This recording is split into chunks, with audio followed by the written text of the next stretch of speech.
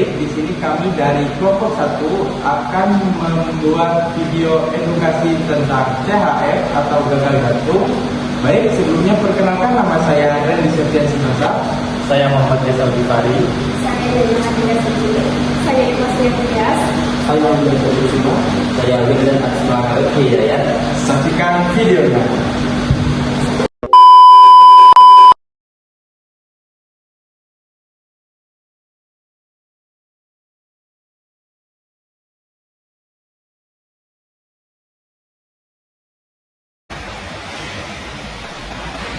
Congestive heart failure atau bisa disingkat dengan CHF, yaitu suatu kondisi abnormalitas pada tubuh dan fungsi jantung yang menyebabkan kegagalan jantung dalam mendistribusikan oksigen ke seluruh tubuh.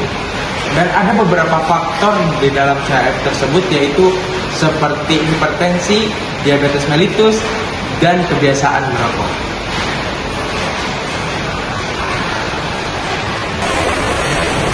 CHF merupakan kondisi kronik yang tidak dapat disembuhkan, namun bisa dikendalikan dengan cara pengobatan dan mengubah gaya hidup yang sehat.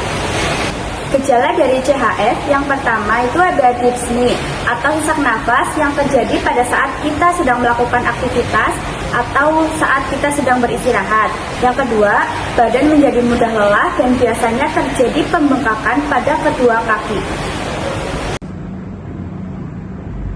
Gejala CHF lainnya, yang pertama sesak pada malam hari atau yang biasa kita sebut dengan paroksimal nocturnal dyspnea. Hal ini terjadi ketika seseorang setelah tertidur dalam beberapa waktu. Kemudian gejala yang kedua juga ada seringnya buang air kecil pada malam hari atau juga yang biasa kita sebut dengan nokturia. Selain itu, ada juga pada posisi penderita gagal jantung itu disarankan untuk posisi tidurnya itu lebih tinggi, kepala lebih tinggi daripada anggota badannya.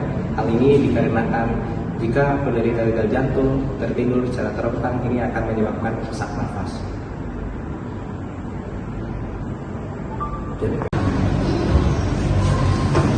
Kemudian ada beberapa penyebab dari penyakit CHF. Yang pertama adalah penyakit jantung koroner, yaitu saat dimana tersumbatnya aliran darah menuju ke otot jantung sehingga jantung menjadi lemah. Kemudian yang kedua adalah kardiomiopati, yaitu kondisi rusaknya jantung yang diakibatkan oleh infeksi, obat-obatan, dan juga alkohol.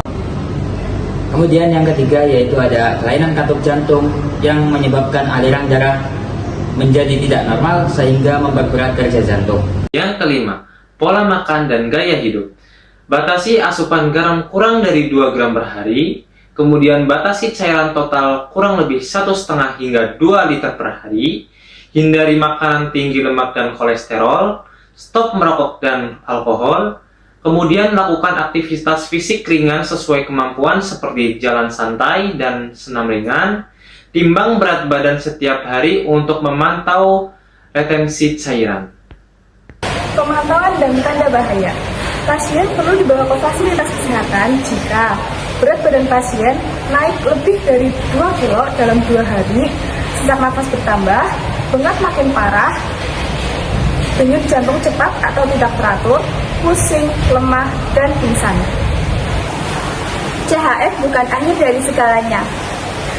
Dengan pengobatan yang tepat dan pola hidup yang sehat, kualitas hidup akan menjadi lebih baik. Jagalah jantungmu mulai dari sekarang, mencegah lebih baik daripada mengobati. Sekian video dari kami, kurang lebihnya mohon maaf.